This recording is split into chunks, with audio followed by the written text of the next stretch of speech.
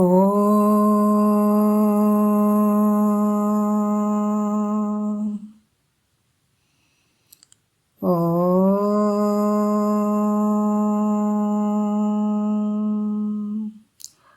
ಗುರುರ್ಬ್ರಹ್ಮ ಗುರುರ್ವಿಷ್ಣು ಗುರುರ್ದೇವೋ ಮಹೇಶ್ವರಃ ಗುರು ಸಾಕ್ಷಾತ್ ಪರಬ್ರಹ್ಮ ತಸ್ಮೈ ಶ್ರೀ ಗುರವೇ ನಮಃ. ಧ್ಯಾನ ಮೂಲ ಗುರುಮೂರ್ತಿ, ಪೂಜ್ಯ ಮೂಲ ಗುರುಪಾದ, ಮಂತ್ರ ಮೂಲ ಗುರುವಾಕ್ಯ, ಮುಕ್ತಿ ಮೂಲ ಗುರುಕೃಪಾ. ಶ್ರೋತ್ರಿಯ ಬ್ರಹ್ಮನಿಷ್ಠ ಸದ್ಗುರು ಬಸವಾನಂದರ ಪಾದಕಮಲಗಳಿಗೂ ಹಾಗೂ ಅವರ ಪ್ರತಿರೂಪ ತಂಜೀವನಪ್ಪನವರ ಪಾದಕಮಲಗಳಿಗೂ ನನ್ನ ದೀರ್ಘದಂಡ ಪ್ರಣಾಮಗಳನ್ನು ಸಲ್ಲಿಸುತ್ತಾ, ಸದ್ಗುರು ಮಾರ್ತಂಡ ಸಾಬಾಯಿ ಸದ್ಗುರುಳ ಪಾದಕಮಲಗಳಿಗೂ ಹಾಗೂ ರಾಯಪ್ಪ ಸದ್ಗುರುಳ ಪಾದಕಮಲಗಳಿಗೂ ನನ್ನ ದೀರ್ಘದಂಡ ಪ್ರಣಾಮಗಳನ್ನು ಸಲ್ಲಿಸುತ್ತಾ, ಗುರು ಸ್ವರೂಪರಾದಂತಹ ನನ್ನ ಪತಿದೇವರಿಗೂ ಕೂಡ ನನ್ನ ದೀರ್ಘದಂಡ ಪ್ರಣಾಮಗಳನ್ನು ಸಲ್ಲಿಸುತ್ತಾ, ಮನದಲ್ಲಿ ಸ್ಮರಿಸಿಕೊಳ್ಳುತ್ತಾ, ತಮ್ಮೆಲ್ಲರಿಗೂ ವಂದಿಸುತ್ತಾ, ಇವತ್ತಿನ ಜ್ಞಾನ ಪ್ರತಿಪಾದನಾ ಸ್ಥಳದ 15ನೆಯ ಪದ, ಇವತ್ತಿನ ಆಧಾರದ ವಿಷಯ. ಅರಿವು ನೀನೆಂದು ಸದ್ಗುರು ಪೇಳೆ ತಿಳಿಯುವನೇ ಜಾಣರ ದೇವ, ಅರಿವಿನೋಳ ಅನ್ಯ ಕಲ್ಪನೆಗಳನ್ನುಳಿವನೇ ಜಾಣರ ದೇವ ಅಂತ ಹೇಳಿದ್ದಾರೆ. ಬಹಳ ಅದ್ಭುತವಾದಂಥ ವಿಚಾರಗಳನ್ನು ಹೇಳುತ್ತಾರೆ ಅವರು. ಯಾಕಂತಂದ್ರೆ ಮಾಯ ಉಪಾದಿಯಿಂದ ತತ್ಪದದ ಅರಿವು, ಅವಿದ್ಯೋಪಾದಿಯಿಂದ ತೊಂಪದದ ಅರಿವು ಅಂತ ಹೇಳಿಸ್ಕೊಳ್ತಾವೆ. ಆದರೆ ಉಪಾಧಿಗಳನ್ನು ತೆಗೆದಾಗ ಆತನೇ ಈತನೇ ಆತ, ಪರಬ್ರಹ್ಮ ಸ್ವರೂಪನೇ ನೀನಿದ್ದೀಯ ಅನ್ನುವಂಥದ್ದು. ಅದಕ್ಕೆ ಇಂದಿನ ವಿಚಾರದಲ್ಲಿ ಭಾಳಷ್ಟು ಅದ್ಭುತವಾಗಿ ಹೇಳಿದರು. ಒಬ್ಬ ಶಿಷ್ಯ ಬಂದು ಪ್ರಶ್ನೆ ಮಾಡ್ತಾನೆ, ನಾನು ಯಾರು ಅಂತ. ಆ ಪ್ರಶ್ನೆ ಮಾಡಿದಾಗ ಶ್ರೀ ಗುರುಗಳು ಶಿಷ್ಯನನ್ನು ಕುರಿತು ಹೇಳ್ತಾರೆ, ಶಿಷ್ಯ ನಿನ್ನ ಅರು ಸ್ವರೂಪಿದೆ. ಈ ದೇಹದೊಳಗಡೆ ಇರುವಂಥ ಎಲ್ಲ ಇಂದ್ರಿಯಗಳನ್ನು ನೀನೇ ಅರಿತಿದೆ. ಹಾಗಾಗಿ ಇವೆಲ್ಲ ನಿನ್ನಿಂದ ಅರಿಸಿಕೊಳ್ಳುವಂಥವು ಯಾವ ನೀನಲ್ಲ. ನೀನು ಅರಿಯುವಂಥ ಸ್ವರೂಪ ನಿಂದ ಇತ್ತಪ್ಪ, ಅರಿವಿನ ಸ್ವರೂಪನೇ ನೀನು. ಅಥವಾ ನಾನು ಯಾರು ಅಂತ ನೀ ಪ್ರಶ್ನೆ ಮಾಡಿದಲ್ಲ, ಈ ಪ್ರಶ್ನೆಯಿಂದ ಅರಿವೇ ನೀನಾಗಿರ್ವಿ. ನಾನು ಯಾರು ಅಂತ ನೀ ಕೇಳಿದೆಲ್ಲ, ಈ ಪ್ರಶ್ನೆಯನ್ನು ಅರಿವೇ ನೀನಿದೆ. ನಾನು ಯಾರಿದ್ದೀನಿ ಅಂತ ಆ ಪ್ರಶ್ನೆಯನ್ನು ಅರ್ಥ ಮಾಡ್ಕೊಂಡು ನೀನು ಹೇಳಕತ್ತಿದ್ದ ಅಂದಮೇಲೆ ಆ ಪ್ರಶ್ನೆಯನ್ನು ಅರಿಯುವಂಥ ಅರಿವೇ ನೀನಿದೆ. ಯಾಕಂದ್ರೆ ಅದನ್ನು ತಿಳಿದೇನೆ ಪ್ರಶ್ನೆ ಮಾಡೋಕ್ಕೆ ಬರೋಂಗಿಲ್ಲ, ಅದನ್ನು ತಿಳ್ಕೊಂಡೇ ಮಾಡ್ಬೇಕಾಗ್ತದೆ. ಅದಕ್ಕೆ ವಿಚಾರ ಮಾಡಿ ನೋಡಿದ್ರೆ, ನಾನು ಯಾರು ಅಂತಂದವನೇ ಅದು ನಿನ್ನ ಸ್ವರೂಪ. ಅದನ್ನು ಅರಿವನ್ನು ತಿಳ್ಕೊಂಡು ನಾನು ಯಾರಿದ್ದೀನಿ ಅಂತ ಅದನ್ನು ತಿಳ್ಕೊಂಡೇ ನೀ ಹೇಳುತ್ತಿದ್ದೆ. ಈ ಪ್ರಶ್ನೆ ಮೇಲಿಂದ ನೋಡಿದ್ರೆ ಅರಿವೇ ನೀನಂತ ಸಿದ್ಧ ಆಗ್ತದಲ್ಲಿ. ಯಾಕಂತಂದ್ರೆ ಅಪರೋಕ್ಷವಾದಂಥ ಅರಿವೇ ತಾನಾಗಿದ್ದು, ಆ ಸ್ವರೂಪನೇ ನೀನಿದ್ದು, ಅರಿವಿನ ಸ್ವರೂಪನೇ ನೀನಿದೆ. ಯಾಕಂದ್ರೆ ಅಪರೋಕ್ಷ ಸ್ವರೂಪನೇ ನೀನಿದೆ. ಮತ್ತು ನಾನಾರು ಅಂತ ಹೇಳುವಂಥದ್ದು ನೀನು ಮಾಡುವಂಥ ಪ್ರಶ್ನೆ ಉದ್ಭವ ಆಗಂಗಿಲ್ಲ. ಯಾಕಂದ್ರೆ ಅದೇ ಸ್ವರೂಪನೇ ನೀನಿದ್ದು ನಾನು ಯಾರು ಅಂತ ನಿನಗೆ ಅಲ್ಲಿ ಪ್ರಶ್ನೆ ಹೆಂಗೆ ಬರ್ತದೆ? ಬರೋಕ್ಕೆ ಸಾಧ್ಯ ಇಲ್ಲ. ಯಾಕಂದ್ರೆ ನಿನ್ನ ಪ್ರಶ್ನೆದಲ್ಲಿಯೇ ನೀನು ಅರು ಸ್ವರೂಪನಾಗಿರುವಂಥವನಿದೆ. ನಿನ್ನ ಪ್ರಶ್ನೆದಲ್ಲೇ ಉತ್ತರ ಐತೆ. ಯಾಕಂದ್ರೆ ತೆರೆ ತೋರದ ಮುನ್ನ, ತೆರೆ ತೋರ್ತಾವಲ್ಲ ನೀರಿನೊಳಗೆ, ಅದು ತೋರೋದಕ್ಕಿಂತ ಮುಂಚೆ ಹೆಂಗಿರ್ತದೆ? ಅದು ಬರೀ ನೀರಿರ್ತಾವೆ. ಯಾಕಂದ್ರೆ ಪ್ರಶ್ನೆ ತೋರುವ ಮೊದಲು ನೀನು ಹೆಂಗಿದೀಪ್ಪ ಅಂದ್ರೆ ನಿರ್ವಿಕಾರ ಅರು ಸ್ವರೂಪನೇ ಇದ್ದಿ. ಪ್ರಶ್ನೆ ಕೇಳೋದಕ್ಕಿಂತ ಮುಂಚೆ ಹೆಂಗಿದ್ದಿ? ಅರು ಸ್ವರೂಪನೇ ಇದ್ದಿ. ಪ್ರಶ್ನೆ ಹುಟ್ಟಿ ತೋರಿ ನಾಶ ಹೋಗ್ತದೆ. ಪ್ರಶ್ನೆ ಹುಟ್ಟುತ್ತದೆ, ತೋರ್ತದೆ, ನಾಶ ಆಗಿ ಹೋಗ್ತದೆ. ಮತ್ತು ಈ ಪ್ರಶ್ನೆಯ ಉತ್ಪತ್ತಿ, ಸ್ಥಿತಿ, ನಾಶಗಳಿಗೆ ನೀನು ಹೆಂಗಿದೆ? ಸಾಕ್ಷಿ ರೂಪನಾಗಿದೆಪ್ಪ. ಅದಕ್ಕೆ ನೀನು ಅರು ಸ್ವರೂಪನೇ ನೀನಿದ್ದಿ ಅಂತ ಸದ್ಗುರುಗಳು ಬೋಧನೆಯನ್ನು ಮಾಡ್ತಾರೆ. ಶಿಷ್ಯನು ಅಂಥ ಅರಿವೇ ತಾನೆಂದು ತಿಳಿದು ಏನದ ಗೊತ್ತಾಯ್ತದೆ. ಕಾಣುವಂಥದ್ದೇನು ತೋರ್ತದೆಲ್ಲ ನಾನೇ ಅರ್ಥಕೊಳ್ತೇನೆ. ಹಾಗಾಗಿ ಆ ಸ್ವರೂಪನೇ ನಾನು ಇದ್ದೀನಿ ಅಂತ ಕೇಳಿ ಆತ ಶಾಂತನಾದ. ಅದಕ್ಕೆ ಯಾವಾಗ ಸದ್ಗುರುನಾಥ ತತ್ ತುಂ ಅಸೆ, ಯಾಕಂದ್ರೆ ತತ್ ಅಂದ್ರೆ ಪರಮಾತ್ಮ, ಮಾಯೆಯಲ್ಲಿ ಬಿದ್ದು ಮಹೇಶ್ವರ ಅಂತ ಅನಿಸ್ಕೊಂಡ, ಅಜ್ಞಾನದಲ್ಲಿ ಬಿದ್ದಿದ್ದ ಜೀವ ಅನಿಸ್ಕೊಂಡ, ಉಪಾಧಿಗಳನ್ನು ತೆಗೆದಾಗ ಆ ಪರಮಾತ್ಮನೇ ನೀದಿ ಅಂತ ಸದ್ಗುರು ಯಾವಾಗ ಹೇಳ್ತಾರ ಅದನ್ನು ಕೇಳಿ ತಿಳ್ಕೊಳ್ಳುವಂಥವ್ರು ಜಾಣರ ದೇವ ಅಂತ ಹೇಳ್ತಾರೆ. ಅಂದರೆ ಜಾಣರಲ್ಲಿ ಜಾಣ ಅಂತ ಹೇಳ್ತಾರೆ ಅವರು. ಜಾಣರಲ್ಲಿ ದೇವ ಅಂದರೆ ಎಲ್ಲರಿಗಿಂತ ಶ್ರೇಷ್ಠವಾದಂಥವನು. ಮತ್ತು ಅರುರೂಪನಾದ ತನ್ನಲ್ಲಿ ಅರಿಸಿಕೊಳ್ಳುವ ದೃಶ್ಯ ಸ್ವಪ್ನ ಪ್ರಪಂಚವು ತೋರಿದಂತೆ. ಅರುರೂಪನಾದಂಥ ತನ್ನಲ್ಲೇ ಅರಿಸಿಕೊಳ್ಳುವ ದೃಶ್ಯ ಸ್ವಪ್ನ ಪ್ರಪಂಚ ತೋರಿದಂತೆ, ಇವೆಲ್ಲ ನಿನ್ನಲ್ಲೇ ತೋರ್ತಾವೆ. ಯಾಕಂತಂದ್ರೆ ಈ ಸ್ವರೂಪನಾದಂಥ ನಿನ್ನ ಅರಿವಿನಲ್ಲೇ ನಾಮರೂಪಾತ್ಮಕವಾದಂಥ ಜಗತ್ತು ತೋರ್ತದೆ. ಎಲ್ಲಿ ತೋರಕತ್ತದ ಜಗತ್ತು? ನಿನ್ನೊಳಗೆ. ಕನಸು ಎಲ್ಲಿ ತೋರ್ಯದ? ನಿನ್ನೊಳಗೆ ತೋರ್ಯದ. ಅಲ್ಲಿ ಎಲ್ಲ ಸುಖ ದುಃಖ ಐತಿಲ್ಲ ಕನಸಿನೊಳಗೆ. ಅದ್ರಂಗ ಈ ನಾಮರೂಪಾತ್ಮಕವಾದಂಥ ಜಗತ್ತು ತೋರ್ತದ. ಎಲ್ಲಿ ತೋರಕತ್ತದ? ನಿನ್ನೊಳಗೆ. ಅದಕ್ಕೆ ಅದು ಸತ್ಯ ಐತೆ ಅಂದ್ರೆ ಮಿಥ್ಯೆ ಅದು. ಅದಕ್ಕೆ ಅದೇ ರೀತಿ ಸ್ವರೂಪನಾದಂಥ ತನ್ನಲ್ಲಿ ಈ ದೃಶ್ಯ ಜಗತ್ತು ಹೆಂಗೈತಪ್ಪ ಅಂತಂದ್ರೆ ಮಿಥ್ಯೆ ಅದು. ಹೆಂಗೆ ನಿನ್ನಲ್ಲಿ ತೋರಿದಂಥ ಕನಸು ಸುಳ್ಳದೋ ಅದೇ ರೀತಿ ಕೂಡ ಈ ಅರಿವಿನ ಸ್ವರೂಪದಲ್ಲಿ ತೋರಿದಂಥ ಜಾಗ್ರ ಪ್ರಪಂಚ, ಸ್ವಪ್ನದ ಪ್ರಪಂಚ ಇವೆಲ್ಲ ಸುಳ್ಳದಾವ. ಯಾಕಂದ್ರೆ ನೀನು ನೋಡುವಂಥವನು ಮಾತ್ರ ಸತ್ಯ ಇದೆ. ಅದು ನಿನ್ನ ನಿಜ ನಿರ್ವೀಕಾರವಾಗಿರುವಂಥದ್ದು. ಹಿಂಗೆ ಯಾರು ತಿಳಿತಾರೋ ಆತ ಏನು ಅನ್ಸ್ಕೊಳತ್ತೆ ಹಿಂಗೆ ತಿಳಿಬೇಕು. ಈ ಥರ ಸದ್ಗುರು ಹೇಳಿದ ಮೇಲೆ ಈ ಥರ ತಿಳಿಯುವಂಥದ್ದೇನಿರ್ತದಲ್ಲ ಈ ರೀತಿ. ಯಾಕಂತಂದ್ರೆ ಅರಿವೇ ಸತ್ಯವಾಗಿರುವಂಥದ್ದು. ಅದು ಹೆಂಗದ? ನಿರ್ವೀಕಾರದಿಂದ ಕೂಡಿದಂಥದ್ದು. ಹಿಂಗೆ ಯಾರು ತಿಳಿತಾರೋ ಆತ ಸರ್ವಜ್ಞ ಅಂತ ಅನಿಸ್ಕೊಳ್ತಾನೆ. ಅಂದರೆ ಎಲ್ಲ ಬಲ್ಲವನು ಅಂತ ಅನಿಸ್ಕೊಳ್ತಾನಂತ. ಈಗ ಮುಂದಿನ ಒಂದೆರಡು ನುಡಿ ಹೇಳ್ತಾರೆ ನೋಡೋಣ. ಆ ಅರಿವಿನ ಎರಡು ನುಡಿಯಿಂದ ಅರಿವಿನ ಸ್ವರೂಪವನ್ನು ವರ್ಣನೆ ಮಾಡ್ತಾರೆ ಅವರು. ಏನು ವರ್ಣನೆ ಮಾಡ್ತಾರೆ? ಅರಿವೇ ಪರಬ್ರಹ್ಮವೆಂದು ಭಾವಿಸುವನೇ ಜಾಣರ ದೇವ, ಅರಿವನೇ ನಿತ್ಯ ನಿರ್ಮಳವೆಂದು ನೆನೆವನೇ ಜಾಣರ ದೇವ, ಅರಿವೇ ನಿರ್ಗುಣ ನಿರ್ವಿಕೃತಿ ಎಂದು ಬಗೆಯವನೇ ಜಾಣರ ದೇವ, ಅರಿವಿಲ್ಲದುದೇ ಜಡಬಹುದೆಂದು ಬಿಡುವನೇ ಜಾಣರ ದೇವ, ಅರಿವೇ ಸದಾನಂದವೆಂದು ಅನುಭವಿಪನೇ ಜಾಣರ ದೇವ, ಅರಿವೇ ಸ್ವಯಂ ಜ್ಯೋತಿ ಎಂದು ಅರುಹಿಸುವನೇ ಜಾಣರ ದೇವ, ಅರಿವಿನೋಳಿಲ್ಲೊಮ್ಮೆ ಮರಹೆಂದು ಬಲ್ಲನೇ ಜಾಣರ ದೇವ, ಅರಿವ ಅವಸ್ಥೆಗಳಿಗೆ ಪೆರೆತಂದು ಕಾಣ್ಬನೇ ಜಾಣರ ದೇವ. ಈ ರೀತಿ ಅರಿವ ಅವಸ್ಥೆಗಳಿಗೆ ಪೆರೆತಂದು ಕಾಣ್ಬನ್ನಿ ಜಾಣರ ದೇವ. ಈ ಎರಡು ನುಡಿ ಇದರಲ್ಲಿ ಕೊಟ್ಟಿದ್ದಾರೆ. ಮೊದಲೇನು ಹೇಳಿದಾರ? ಅರಿವೇ ಪರಬ್ರಹ್ಮವೆಂದು ಭಾವಿಸುವವನೇ ಜಾಣರ ದೇವ. ಅರಿವೇ ಅಂದರೆ ಚಿದ್ರೂಪ ಇರುವಂಥದ್ದು. ಪರಬ್ರಹ್ಮ ಅಂದರೆ ಪರಬ್ರಹ್ಮ ಸ್ವರೂಪ ಅಂತ ಯಾರು ನಿಶ್ಚಯ ಮಾಡ್ತಾರೆ. ಜಾಣರ ದೇವ ಅಂದ್ರೆ ಜಾಣರಲ್ಲಿ ಜಾಣ ಅಂತದ. ಆತನೇ ಸರ್ವಜ್ಞ ಅಂತ ಅನಿಸ್ಕೊಳ್ತಾನೆ ಈ ರೀತಿ ತಿಳ್ಕೊಂಡವನಿಗೆ. ಮತ್ತು ಈ ರೀತಿ ಅರಿವನೇ ಆ ಚಿತ್ತನ್ನೇ ನಿತ್ಯ ಯಾವಾಗಲೂ ಇರುವಂಥದ್ದು. ನೋಡ್ರಿ, ಅಪರೋಕ್ಷವಾಗಿ ಅರಿಯುವಂಥ ಸ್ವರೂಪನಾದಂಥ ನೀನೇ. ಹೆಂಗಿದ್ದು ನಿನ್ನ ಸ್ವರೂಪ ಹೆಂಗದ? ಅಪರೋಕ್ಷವಾಗಿರುವಂಥದ್ದು. ಅರಿವ ಸ್ವರೂಪವಾದಂಥ ತಾನೇ ಪರಬ್ರಹ್ಮ ಸ್ವರೂಪ ಇದ್ದಾನೆ. ಹೆಂಗದಾನ?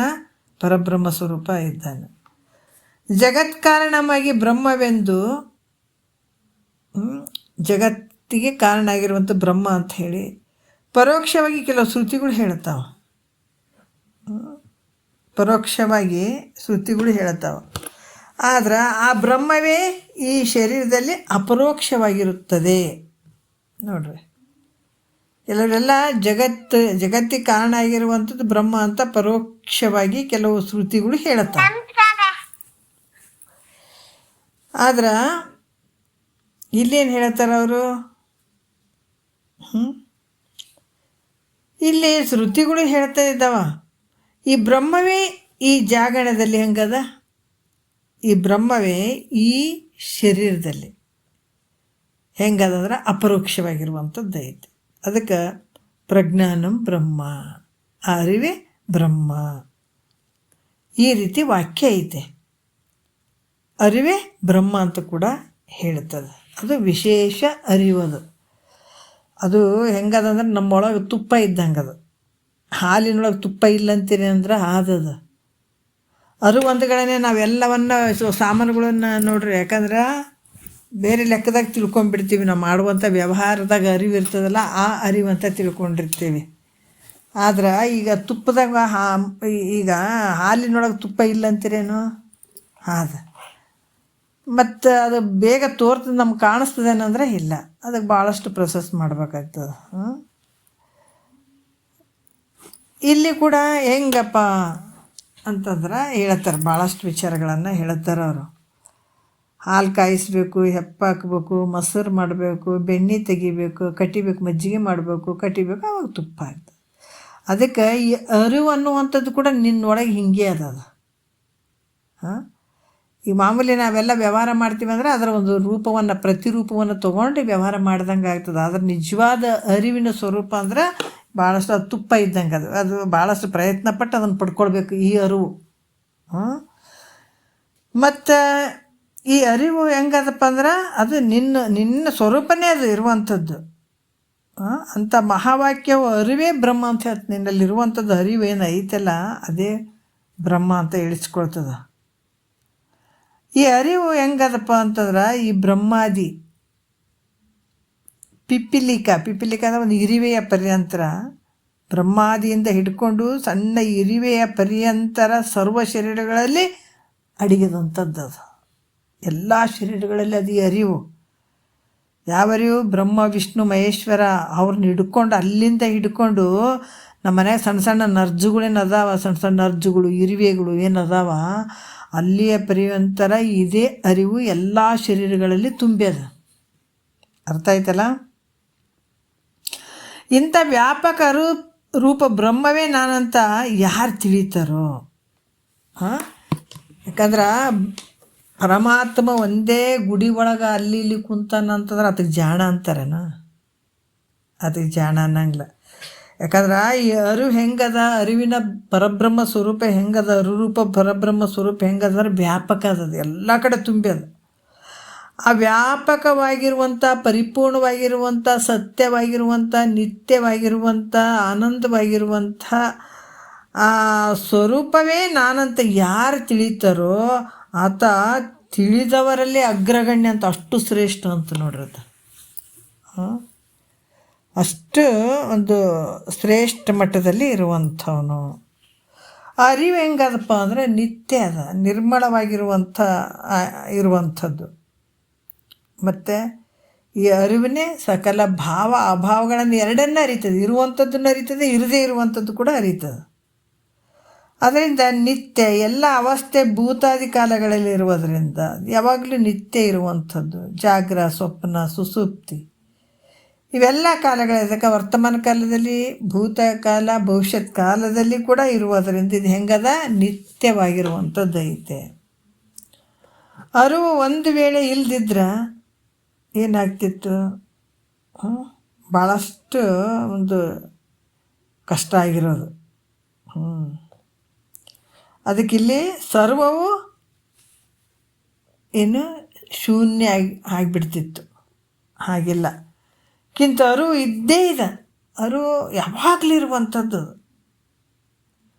ಅರಿಸಿಕೊಳ್ಳೋದು ಒಮ್ಮೆ ಇರ್ಬೋದು, ಅರಿಸಿಕೊಳ್ಳುವುದೇನು ದೃಶ್ಯ ಕಾಣುವಂಥ ಈ ಸಾಮಾನುಗಳು ಕೆಲವು ಸಲ ಇರ್ಬೋದು, ಇಲ್ಲದೆ ಹೋಗ್ಬೋದು. ಆದ್ರೆ ಅರಿವು ಮಾತ್ರ ಹಂಗಲ್ಲ. ರಾತ್ರಿ ಅದು, ಹಗಲೇ ಅದು, ನೀವು ಮಲಗಿದಾಗ ಅದು, ಎದ್ದಾಗ ಅದು, ಕುಂತಾಗ ಅದು, ನಿಂತಾಗ ಅದು, ಎಲ್ಲದ್ರಾಗಿರುವಂಥ ಅರಿವು ಇದೇ ಒಂದು ಬೆಳಕಿನಲ್ಲೇ ನೀವು ವ್ಯವಹಾರ ಮಾಡಕತ್ತೀಯಪ್ಪ. ಇದು ಯಾವಾಗಲೂ ಇರುವಂಥದ್ದು. ಅದರಿಂದ ಇದು ನಿತ್ಯವಾಗಿರುವಂಥದ್ದು. ಮತ್ತು ವಾಯು ಪವಿತ್ರ ಅಪವಿತ್ರ ಪದಾರ್ಥಗಳನ್ನು ಸ್ಪರ್ಶ ಮಾಡಿದರೂ ಕೂಡ ವಾಯು ಹೆಂಗೆ ಮಾಡ್ತದೆ, ಪವಿತ್ರವಾದಂಥದ್ದನ್ನು ಸ್ಪರ್ಶ ಮಾಡ್ತದೆ, ಅಪವಿತ್ರವಾದಂಥದ್ದನ್ನು ಸ್ಪರ್ಶ ಮಾಡ್ತದೆ. ಆ ಮಾಡಿದರೂ ಕೂಡ ವಾಯುವಿಗೆ ಏನಾದ್ರು ಟಚ್ ಆಗ್ಯದನೋ ಇವೇನಂದ್ರೆ ಇಲ್ಲ. ಹೆಂಗದ ನಿರ್ಮಲವಾಗಿರುವಂಥದ್ದು ವಾಯು, ಯಾವುದಕ್ಕೆ ಸ್ಪರ್ಶ ಮಾಡಿದರೂ ಕೂಡ ಆ ಸ್ಪರ್ಶ ಅದಕ್ಕೆ ಅಂಟಂಗಿಲ್ಲ. ಸೂರ್ಯನ ಪ್ರಕಾಶ ಊಚ ನೀಚ ಪದಾರ್ಥಗಳನ್ನ ಪ್ರಕಾಶಿಸಿದ. ಯಾಕಂದ್ರೆ ಸೂರ್ಯನ ಪ್ರಕಾಶ ಬಂದರೂ ಕೂಡ ಒಂದು ಕೆಟ್ಟ ವಸ್ತುಗಳ ಮೇಲೂ ಬೀಳುತ್ತದೆ, ಒಳ್ಳೆಯದ್ರ ಮೇಲೆ ಬೀಳುತ್ತದೆ. ಯಾವುದ್ರ ಮೇಲೆ ಬಿದ್ದರೂ ಕೂಡ ಕನಿಷ್ಠ ಜಾಸ್ತಿ ಶ್ರೇಷ್ಠ ಇರುವಂಥ ಪದಾರ್ಥಗಳ ಮೇಲೆ ಬಿದ್ದರೂ ಕೂಡ ಅದು ಸೂರ್ಯಗೇನಾರ ಬೆರ್ತದೇನೋ ಅಂದರೆ ಇಲ್ಲ. ಅದು ಹೆಂಗೆ ಸೂರ್ಯ ಪವಿತ್ರವಾಗಿರುವಂಥದ್ದು, ಯಾವ ಜಾಗದಾಗ ಬಿದ್ದರೂ ಕೂಡ ಅದು ಪವಿತ್ರವಾಗಿರುವಂಥದ್ದು. ಹಾಗೆ ಈ ಅರಿವು ಸಕಲ ಪದಾರ್ಥಗಳನ್ನು ಅರಿತದೆ. ಈ ಅರಿವಂಥ ಒಂದಲ್ಲ ಎರಡಲ್ಲ ಸಕಲ ಪದಾರ್ಥಗಳನ್ನು ಅರಿಯುವಂಥ ಒಂದು ರೂಪ. ಆದರೂ ಕೂಡ ಅದು ಏನಂದ್ರೆ ಒಂದರೊಡನೆ ಬೆರೆಯದೇ ಸದಾ ನಿರ್ಮಲವಾಗಿರುವಂಥದ್ದು. ಈಗ ನಾವು ಅದಕ್ಕೆ ನೋಡ್ಬೇಕು, ಈ ಗಾಳಿ ದೃಷ್ಟಾಂತ ಮತ್ತು ಸೂರ್ಯನ ದೃಷ್ಟಾಂತ ನಾವು ನೋಡಿದಾಗ ಗೊತ್ತಾಗ್ತದಲ್ಲ, ಅದ್ರಾಗ ನಿನ್ನ ಅರಿವಿನ ಸ್ವರೂಪ ಅದ, ಎಲ್ಲವನ್ನು ತಿಳ್ಕೊಳ್ತದ, ಎಲ್ಲಕ್ಕೂ ಆಧಾರವಾಗಿರುವಂಥದ್ದದ. ಆದ್ರೆ ಯಾವುದ್ರಾಗ ಬೆರ್ತಿಲ್ಲ ಅದು. ಈ ರೀತಿಯಾಗಿ ಈ ಅರಿವು ಈ ರೀತಿ ಐತೆ ಅಂತ ಯಾರು ತಿಳಿತಾರೋ ಆತ ತಿಳಿದವರಲ್ಲಿ ಭಾಳ ಅಗ್ರೇಸರನಾಗಿರ್ತಾನಂತೆ, ಭಾಳ ಶ್ರೇಷ್ಠನಾಗಿರ್ತಾನ ಅಂತ ಹೇಳ್ತಾರೆ ಅವ್ರು. ಈ ರೀತಿ ತಿಳ್ಕೊಂಡತ್ತ ಅರಿವು ಹೆಂಗದಪ್ಪ ಅಂದರೆ ನಿರ್ಗುಣವಾಗಿರುವಂಥದ್ದು. ಮತ್ತೊಂದು ನುಡಿ ಹೇಳ್ತಾರೆ ಅವರು. ಅರಿವು ಹೆಂಗದ, ಯಾವನ ಗುಣ ಅದಾವನ್ನೋದಕ್ಕೆ ಸತ್ವ ರಜೋ ತಮ ಗುಣಗಳು ಏನಾರು ಅದಾವನ್ನಿದಕ್ಕೆ ಅಂದರೆ ಇಲ್ಲ, ಅರಿವಿಗಿಲ್ಲ, ಯಾವ ಗುಣಗಳು ಇಲ್ಲ. ಆದರೆ ಈ ಗುಣಗಳಿಗೆ ಸಾಕ್ಷಿ ಆಗ್ಯದ. ಹೆಂಗೆ ಸತ್ವ ರಜೋ ತಮ ಈ ಮೂರು ಗುಣಗಳನ್ನು ಅದೇ ಅರಿತದೆ. ಈಗ ರಜಗುಣ ಶರೀರದಾಗ ರಜಗುಣ ಬಂದಾಗ ಅದೇ ಅರಿತದೆ, ತಮೋ ಗುಣ ಬಂದರೂ ಕೂಡ ಅದೇ ಅರಿತದೆ, ಸತ್ವಗುಣ ಬಂದರೂ ಕೂಡ ಆ ಅರಿವೇ ಅರಿತದೆ. ಅದಕ್ಕೆ ಇಲ್ಲಿ ಕೂಡ ಗುಣಗಳೇ ಅಥವಾ ಗುಣಾತ್ಮಕದಿಂದ ಕೂಡಿದಂಥದ್ದು ಶಾಂತ ಘೋರ ಮೂಢಾದಿ. ಇವು ಹೆಂಗಂದ್ರೆ ಈ ವೃತ್ತಿಗಳು ಸದಾ ಬದಲಾವಣೆ ಆಗ್ತಿರ್ತಾವೆ. ವೃತ್ತಿಗಳು ಅಂದ್ರೆ ಇವು ಒಂದು ಸಲ ಇದ್ದಂಗೆ ಇನ್ನೊಂದು ಸಲದಾಗ ಇರೋಂಗಿಲ್ಲ. ಇಂಥ ಇವುಗಳನ್ನು ಇದಿಟ್ಟು ಅರಿಯುವಂಥದ್ದು ಯಾವುದು ಅಂದ್ರೆ ಈ ಈ ದೃಶ್ಯವಾಗಿ ಕಾಣುವಂಥವು ಏನದಾವ ಶಾಂತ ಘೋರ ಮೂಢ ಸತ್ವ ರಜೋ ತಮ ಗುಣಗಳು ಬದಲಾವಣೆ ಆಗ್ತಾ ಇರ್ತಾವೆ. ಒಂದು ಸಲ ಸತ್ವ ಬಂದಂಗೆ ಆಗ್ತದೆ, ಒಂದು ಸಲ ರಜೋ ಬಂದಂಗೆ ಆಗ್ತದೆ, ಒಂದು ಸಲ ತಮೋ ಬಂದಂಗೆ ಆಗ್ತದೆ. ಆದರೆ ಇವುಗಳನ್ನು ಇದಿಟ್ಟು ಅರಿಯುವಂಥ ಅರಿವಿನ ಸ್ವರೂಪ ನಿನ್ನಲ್ಲಿ ಐತಲ್ಲ, ಅದು ಮಾತ್ರ ಬದಲಾವಣೆ ಆಗಲ್ಲ ನೋಡ್ರಿ, ಯಾವಾಗಲೂ ಇರುವಂಥದ್ದು, ನಿರ್ವಿಕಾರ ಆಗಿರುವಂಥದ್ದು. ಅದರಿಂದ ಸಾಕ್ಷಿ ಚೇತ ಕೇವಲ ನಿರ್ಗುಣಶ್ಚ ಅಂತ ಹೇಳ್ತಾರೆ. ಸಾಕ್ಷಿ ಚೇತ ಕೇವಲ ನಿರ್ಗುಣಶ್ಚ, ಅದು ನಿರ್ಗುಣದಿಂದ ಯಾವುದರಿಂದನೂ ಕೂಡಿಲ್ಲದು. ಶ್ರುತಿ ಹೀಗೆ ಹೇಳುವಂಥದ್ದು. ಅದಕ್ಕೆ ಈ ರೀತಿಯಾಗಿ ಜ್ಞಾನ ಹೆಂಗೈತಪ್ಪ ಅಂತಂದ್ರೆ ಅದು ಒಂದು ಜ್ಞಾನ ಗುಣ ಅಂತ ಹೇಳ್ಬಿಟ್ಟು ನೈಯಾಯಿಕರು ಹೇಳ್ತಾರೆ. ಅದು ಆಗುಂತಕವಾದಂಥದ್ದು, ಆದ್ರೆ ಗುಣ ಅಲ್ಲ. ಕಿಂತ ಆತ್ಮನ ಸ್ವರೂಪ ಅಂತಲೇ ಶ್ರುತಿ ಐತೆ. ಇದು ಹೆಂಗೈತಪ್ಪ ಅಂತಂದರೆ ಈ ಜ್ಞಾನ ಆತ್ಮನ ಸ್ವರೂಪ ಆಗಿರುವಂಥದ್ದು. ಅದರಿಂದ ಶ್ರುತಿ ವಿರುದ್ಧವಾದಂಥ ನೈಯಾಯಿಕರ ಮಾತು ನಾವು ಅಂಗೀಕರಿಸ್ಬಾರ್ದು. ಕೆಲವು ಮತವಾದಿಗಳು ಹಂಗೆ ಹಿಂಗೆ ಅಂತೆಲ್ಲ ಹೇಳ್ತಾರೆ. ಆದ್ರೆ ಇದು ನೈಯಾಯಿಕರ ಮತ ಶ್ರುತಿ ವಿರುದ್ಧದ. ಅದಕ್ಕಾಗಿ ಅವ್ರ ಮಾತು ಅಂಗೀಕರಿಸ್ಬಾರ್ದು, ಅಂದರೆ ಆ ಮಾತು ತಗೊಳ್ಬಾರ್ದು ಅಂತ ಕೂಡ ಹೇಳ್ತಾರೆ ಅವರು. ಯಾಕಂತಾರೆ ಇಲ್ಲಿ ಭಾಳಷ್ಟು ವಿಚಾರಗಳನ್ನು ಹೇಳ್ತಾರೆ. ಜ್ಞಾನ ಒಂದು ಗುಣ ಅಂತ ಹೇಳ್ತಾರೆ, ಅದನ್ನು ಒಪ್ಪಕ್ಕಾಗಂಗಿಲ್ಲ. ಜಾಗೃತ ಅವಸ್ಥೆಗಳಲ್ಲಿ ಬಾಲ್ಯಾದಿಗಳಲ್ಲಿ ಅಂದರೆ ಜಾಗ್ರ ಸ್ವಪ್ನ ಸುಸುಪ್ತಿ ಅವಸ್ಥೆಗಳಲ್ಲಿ, ಬಾಲ್ಯಾದ್ಯ ಅಂತಂದರೆ ಸಣ್ಣ ಮಕ್ಕಳಿದ್ದಾಗ, ಈ ಷಡ್ಭಾವ ವಿಕಾರಗಳಲ್ಲಿ ಮತ್ತು ವೃತ್ಯಾದಿಗಳಲ್ಲಿ ಸ್ಪಷ್ಟಾದಿಗಳಲ್ಲಿ ಯಾಕಂದರೆ ಇಲ್ಲಿ ಭಾಳಷ್ಟು ವಿಚಾರಗಳನ್ನು ಹೇಳ್ತಾರೆ. ಯಾವುದೇ ರೂಪದಲ್ಲಿ ಬೇಕಾದಷ್ಟು ಈಗ ಶಾರೀರಿಕ ಷಡ್ಭಾವ ವಿಕಾರ ಆಗ್ತದೆ ಅಲ್ಲ, ಜಾಗ್ರದ ಅವಸ್ಥೆಗಳಲ್ಲಿ ಇವೆಲ್ಲವುಗಳಲ್ಲಿ ವಿಕಾರ ಒಂದದೇ ನಿರ್ವಿಕಾರವಾಗಿರುವಂಥದ್ದು. ಮತ್ತು ಏನಿಲ್ಲ ನೋಡ್ರಿ, ಜಾಗೃತ ಅವಸ್ಥೆಗಳಲ್ಲಿ ಆಗಿರ್ಬೋದು, ಬಾಲ್ಯದಲ್ಲಿ ಆಗಿರ್ಬೋದು, ಏನೇ ಅಲ್ಲಿ ವಿಕಾರಗಳಾದರೂ ಕೂಡ ಅದು ಯಾವುದೂ ಇದಕ್ಕೆ ಟಚ್ ಇರೋಂಗಿಲ್ಲ. ಅವರು ಮಾತ್ರ ಯಾವತ್ತಾದ್ರು ವಿಕಾರವಂತ ಶರೀರ ಅಸ್ಥಿತೆ ಜಾಯತೆ ವಿವರ್ಧತೆ ಪರಿಣಾಮತೆ ಅಪೇಕ್ಷೆಯತೆ ವಿನಶ್ಯತೆ ಅಂತ ಹೇಳುತ್ತಾರೆ. ಆದರೆ ಷಡ್ಭಾವ ವಿಕಾರಕ್ಕೆ ಒಳಗಾದಂಥದ್ದು ಹೌದಲ್ಲ, ಅದರ ಅರಿವು ಏನಾದರೂ ಬದಲಾವಣೆ ಆಗ್ತದೇನೋ ಅಂದ್ರೆ ಆಗಂಗಿಲ್ಲ. ಅರಿವು ವಿಕಾರವನ್ನು ಹೊಂದಿದೆ, ನಿರ್ವಿಕಾರದಿಂದ ಇರ್ತದೆ. ಮತ್ತು ಚಳಿ ಮಳೆ ಗಾಳಿ ಬಿಸಿಲುಗಳಿಂದ ಪರ್ವತದ ಬಂಡಿಗಳು ನಿರ್ವಿಕಾರವಾಗಿರುವಂಗೆ. ಅದಕ್ಕೆ ಸಮುದ್ರದ ದಡದಲ್ಲಿ ಒಂದು ಕಲ್ಲು ನಿಂತಿರ್ತದೆ, ಅದು ಕಾಡು ಕಲ್ಲು. ದಿವಸ ಬಂದು ಎಷ್ಟು ಜೋರಾಗಿ ಅಪ್ಪಳಿಸ್ತದ ನೀರು, ಆದ್ರೆ ಆ ಕಲ್ಲಿಗೆ ಏನಾರು ಬೇಸರ ಬಂದದೇನಂದ್ರೆ ಇಲ್ಲಿ ಹಿಂಗೆ ನಿಂತಿರ್ತದೆ. ಅದು ಎಷ್ಟು ಬಂದು ಬಡಿ ಅಂತಿರ್ತದೆ, ಆ ಥರ ಇರುವಂಥದ್ದು ಇರ್ತದೆ. ಅದ್ರಂಗೆ ಈ ಚಳಿ ಗಾಳಿ ಈ ಬಿಸಿಲು, ಚಳಿ ಮಳೆ ಗಾಳಿ ಈ ಬಿಸಿಲುಗಳಿಂದ ಪರ್ವತದ ಬಂಡೆಗಳು ಹೆಂಗಂದ್ರೆ ಗಟ್ಟಿಯಾಗಿ ನಿಂತ್ಕೊಂಡಿರ್ತಾವಲ್ಲ, ಅದ್ರಂಗೆ ನಿನ್ನ ಅರಿವು ಕೂಡ ನಿರ್ವಿಕಾರದಿಂದ ಕೂಡಿರುವಂಥದ್ದು. ಮತ್ತು ಇದನ್ನು ಯಾರು ಆ ರೂಪದಲ್ಲಿ ಇರ್ತಾರೆ, ಇದನ್ನು ಅರ್ಥಕೊಂಡಿರ್ತಾರೆ, ಆತನೇ ಸರ್ವಜ್ಞ ಅಂತ ಅನಿಸ್ಕೊಳ್ತಾನೆ. ಮತ್ತು ಯಾವುದು ಅರಿವಿಲ್ಲದಾಗಿ ಅರಿವಿನಿಂದ ಅರಿಸಿಕೊಳ್ಳುವುದು ನೋಡ್ರಿ, ಯಾವುದು ಅರಿವಿಲ್ಲದಾಗಿ ಅದಕ್ಕೆ ಅರಿವಿಲ್ಲ, ಆದರೆ ಅರಿವಿನಿಂದ ಅರಿಸಿಕೊಳ್ಳುವಂಥದ್ದು ಅದು ಜಡ ಆಗಿರ್ತದೆ. ಆಯ್ತಲ್ಲ, ಅರಿವಂಥದ್ದು ಮಾತ್ರ ನೀ ಚೇತನ ಪುರುಷ, ಅರಿವಿನ ಸ್ವರೂಪ. ಆದ್ರೆ ನಿನ್ನಿಂದ ಅರಿಸಿಕೊಳ್ಳುವಂಥದ್ದು ಏನದಾವ ಅವೆಲ್ಲ ಜಡತ್ವದಿಂದ ಕೂಡ್ಯಾವ. ಜಡಕ್ಕೆ ತನ್ನ ಜ್ಞಾನ ಆಗಲಿ ಪರರ ಜ್ಞಾನ ಆಗಲಿ ಐತೇನು ಅಂದರೆ ಇಲ್ಲ. ಈ ಜಡ ಹೆಂಗೈತಪ್ಪ ಅಂದ್ರೆ ದೃಶ್ಯವಾಗಿ ಯಾವಾಗಲೂ ಅರಿಸಿಕೊಳ್ಳುವಂಥದ್ದು. ಜಡ ಪದಾರ್ಥಗಳು ಏನದಾವ ದೃಶ್ಯವಾಗಿ ತೋರ್ತವ, ಮತ್ತು ಅರಿವಿನಿಂದ ಅವೆಲ್ಲಗಳನ್ನು ಅರಿತಿದೆ. ಯಾವುದು ಜಡ ಅಂತ ಯಾವುದು ಅರಿವಿನ ಸ್ವರೂಪದಲ್ಲಿ ಅದು ತಿಳಿಸಿಕೊಡುತ್ತದೋ ಅದೆಲ್ಲ ಮಿಥ್ಯೆ ಆಗ್ತದ, ಮಿಥ್ಯೆ ಆಗಿರುವಂಥದ್ದು. ಹಿಂಗೆ ಮಿಥ್ಯೆ ನಿಶ್ಚಯವನ್ನು ಮಾಡುವಂಥದ್ದು, ಮಿಥ್ಯೆ ನಿಶ್ಚಯವನ್ನು ಮಾಡಬೇಕು ಮತ್ತು ಅದನ್ನು ಬಿಡಬೇಕು, ಮಿಥ್ಯವಾಗಿರುವಂಥದ್ದನ್ನು ಬಿಡಬೇಕು. ಯಾಕಂದ್ರೆ ಸ್ವಪ್ನದಲ್ಲಿ ಕಾಣುವಂಥ ಕಲ್ಪಿತವಾದಂಥ ವಸ್ತುಗಳು ಸತ್ಯ ಅದಾವನ, ಮತ್ತು ಅವು ಸುಳ್ಳಂತ ನಾವು ಬಿಡಲೇಬೇಕಾಗ್ತದಿಲ್ಲ. ಅದೇ ರೀತಿ ಕೂಡ ಸ್ವಪ್ನದಲ್ಲಿ ತೋರಿದಂತಹ ಆ ಸ್ವಪ್ನ ಪ್ರಪಂಚ ಹೆಂಗೆ ಮಿಥ್ಯೆ ಆಗ್ತದೋ ಅಲ್ಲಿ ಅರಿವು ಮಾತ್ರ ದೃಕ್ ಆಗಿರುವಂಥದ್ದು. ಅದರಿಂದ ಅದು ಸತ್ಯ ಅದ, ಅರಿಯುವಂಥದ್ದು ಸತ್ಯ ಅದ. ಅರಿಸಿಕೊಳ್ಳುವಂಥದ್ದು ಎಲ್ಲ ಜಡ ಪದಾರ್ಥಗಳು ಅವೆಲ್ಲ ಮಿಥ್ಯೆ ಅದಾವೆ. ಅದಕ್ಕೆ ಆ ಥರ ದೃಕ್ ಬ್ರಹ್ಮ ದೃಶ್ಯಂ ಮಾಯೇತಿ ವೇದಾಂತ ಡಿಮ್ ಡಿಮ ಅಂತ ಹೇಳ್ತಾರೆ ಅವರು, ಶಂಕರಾಚಾರ್ಯರು ಹೇಳುವಂಥದ್ದು. ಹಿಂಗೆ ಯಾರು ನಿಶ್ಚಯ ಮಾಡ್ತಾರ ಅವರು ಜಾಣರ ದೇವ ಅಂಥವ್ರಿಗೆ ಜಾಣರ ದೇವ ಅಂತ ಹೇಳ್ತಾರೆ. ಮತ್ತು ಇರುವ ಸ್ವರೂಪವೇ ಹೆಂಗದ ಅರಿಯುವಂಥದ್ದು.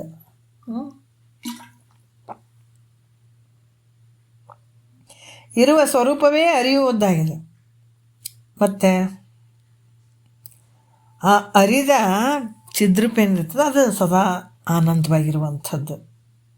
ಆದ್ರೆ ತಾನು ಸಚ್ಚಿದಾನಂದ ಸ್ವರೂಪ ಅಂತ ಭಾವ, ನೀನೇ ಸಚ್ಚಿದಾನಂದ, ಎಲ್ಲವನ್ನು ನೀನೇ ಅರಿತಿದೆ.